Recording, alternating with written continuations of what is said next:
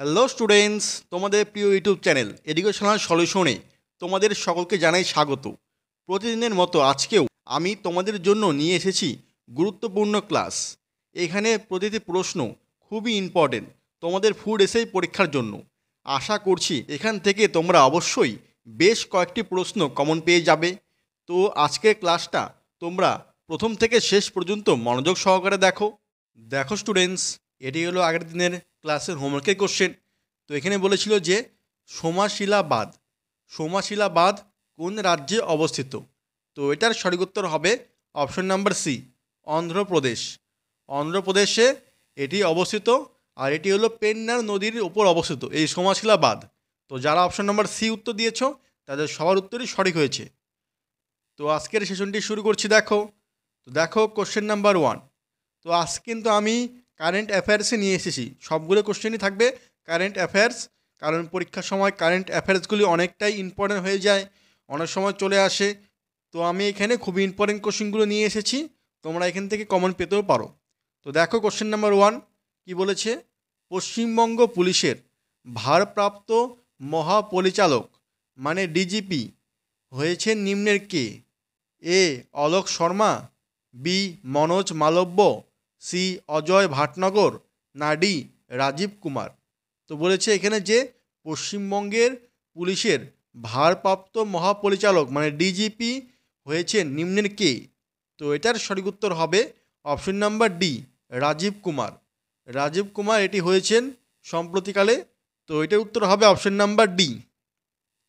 তারপরে দেখো নেক্সট 2 নম্বর কোশ্চেন।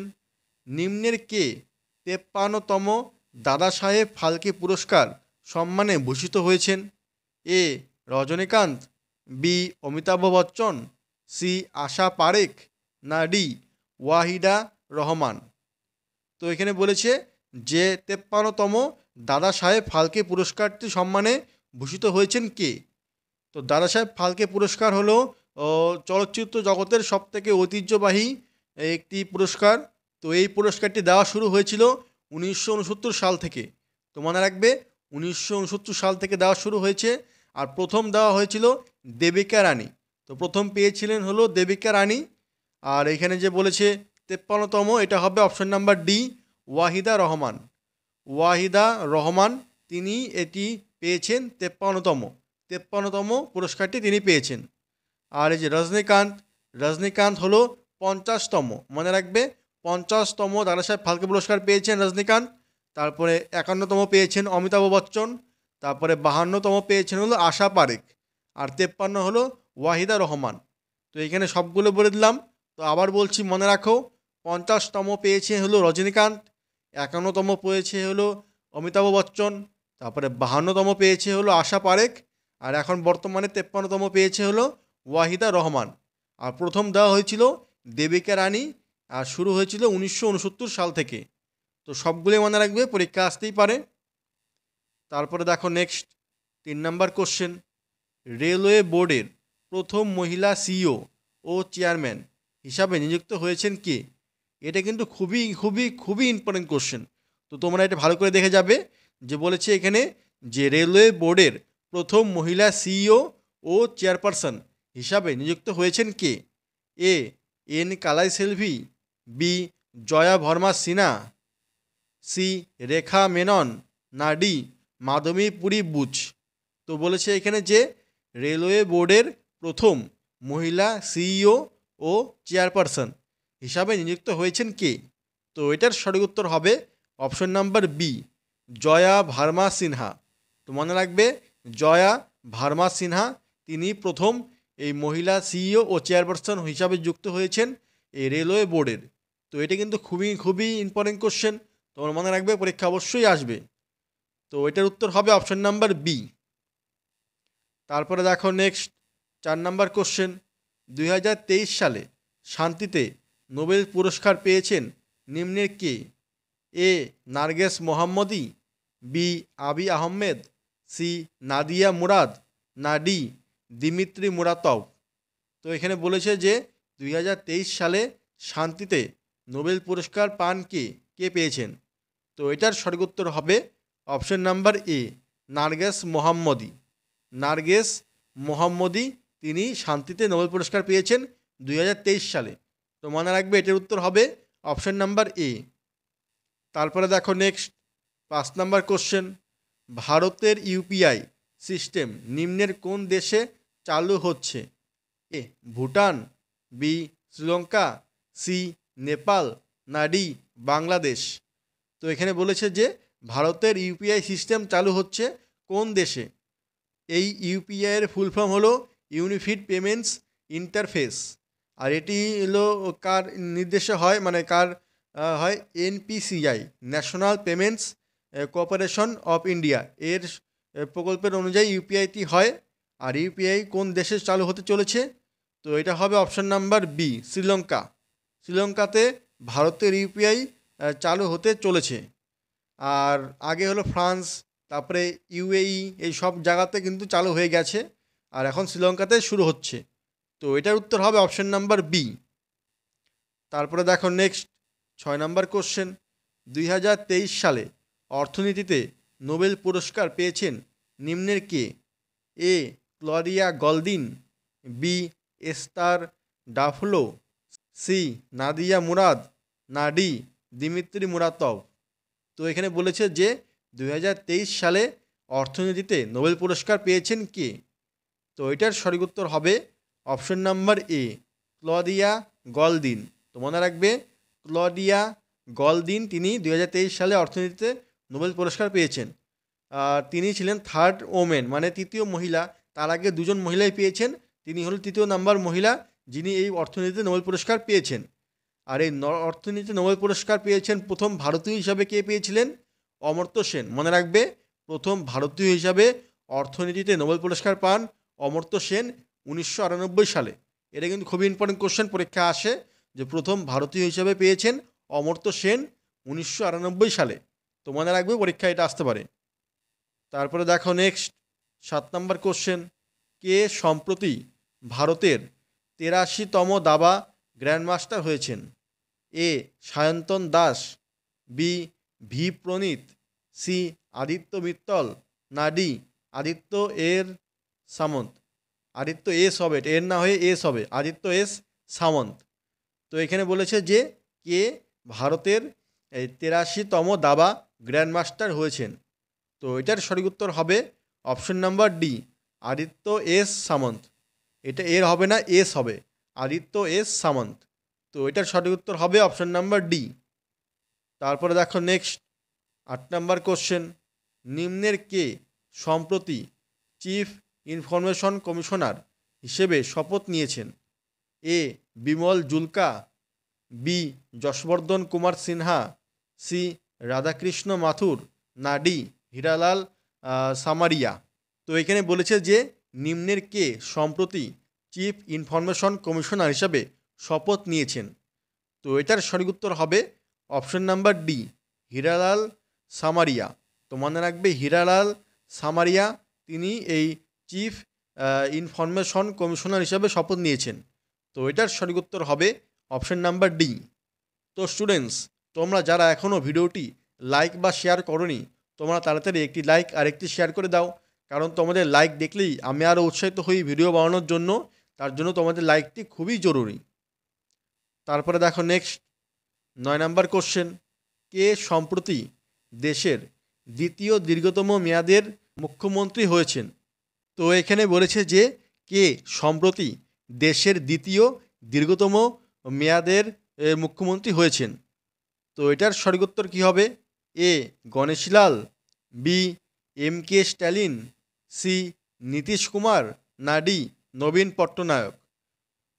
তো দ্বিতীয় দীর্ঘতম মেয়াদের জন্য মুখ্যমন্ত্রী হয়েছেন কে? তো এটার সঠিক উত্তর হবে অপশন নাম্বার ডি, নবীন পট্টনায়ক। নবীন পট্টনায়ক তিনি দ্বিতীয় দীর্ঘতম মেয়াদের জন্য মুখ্যমন্ত্রী হয়েছেন, দ্বিতীয় দীর্ঘতম। আর তিনি হলো উড়িষ্যার মুখ্যমন্ত্রী, উড়িষ্যার সিএম। আর প্রথম যদি বলে, দ্বিতীয় না দিয়ে যদি খালি দীর্ঘতম মেয়াদের বলে, মানে প্রথম, তিনি হলো পবন কুমার চামলিং। মনে রাখবে পবন কুমার চামলিং, তিনি হলো সিকিমের সিএম ছিলেন। 24 বছর 166 দিন এরকম টাইমের জন্য তিনি ছিলেন মুখ্যমন্ত্রী। সবথেকে বেশি মেয়াদের জন্য ছিলেন প্রথম তিনি হলো পবন কুমার চামলিং। তিনি হলো সিকিমের মুখ্যমন্ত্রী ছিলেন। তো মনে রাখবে। তো এটার জন্য উত্তর হবে অপশন নাম্বার ডি। তারপরে দেখো নেক্সট 10 নম্বর কোশ্চেন। প্রতি বছর কোন তারিখে পালিত হয় বিশ্ব সুনামি সচেতনতা দিবস? এ 21শে নভেম্বর, বি 4ই সেপ্টেম্বর, সি 6ই নভেম্বর, না ডি 5ই নভেম্বর। তো এখানে বলেছে যে বিশ্ব সুনামি সচেতনতা দিবস কবে পালিত হয়? তো এটার সঠিক উত্তর হবে অপশন নাম্বার ডি, 5ই নভেম্বর। মনে রাখবে 5 নভেম্বর, 5ই নভেম্বর এই বিশ্ব সুনামি সচেতনতা দিবস পালিত হয়। তো এটার সঠিক উত্তর হবে অপশন নাম্বার ডি। তারপরে দেখো নেক্সট 11 নম্বর কোশ্চেন। কোন দেশের রেলওয়ে ঘন কুয়াশার মধ্যেও ট্রেন চলাচল স্বাভাবিক রাখতে ফগ পাস ডিভাইস বসানোর সিদ্ধান্ত নিয়েছেন? তো কোন দেশ নিয়েছেন এই ফগ পাস ডিভাইস বসানোর সিদ্ধান্ত? A Bharat, B Italy, C Japan, না ডি মার্কিন যুক্তরাষ্ট্র। তো বলেছে যে রেলের যে চালানোর সময় শীতকালে ঘন কুয়াশা থাকে, তো সেই কুয়াশা থাকা সত্ত্বেও ট্রেন চলাচল স্বাভাবিক রাখতে ফগ পাস ডিভাইস একটি পাওয়া যায়, ফগ পাস ডিভাইস এটি বসানোর সিদ্ধান্ত নিয়েছে। তো এটার সঠিক উত্তর হবে option number A Bharat. Bharat এই সিদ্ধান্ত নিয়েছে যে ফগ পাস ডিভাইস বসানোর জন্য। তো এটার সঠিক উত্তর হবে অপশন নাম্বার এ ভারত। তারপরে দেখো নেক্সট 12 নম্বর কোশ্চেন। সম্প্রতি পশ্চিমবঙ্গের কয়টি শাড়ি জিআই ট্যাগ স্বীকৃতি পেয়েছে? এ একটি, বি দুটি, সি তিনটি, না ডি চারটি। তো বলেছে এখানে যে সম্প্রতি পশ্চিমবঙ্গের কয়টি শাড়ি জিআই ট্যাগ স্বীকৃতি পেয়েছে? তো এটার সঠিক উত্তর হবে অপশন নাম্বার সি তিনটি। তিনটি শাড়ি জিআই ট্যাগ পেয়েছে।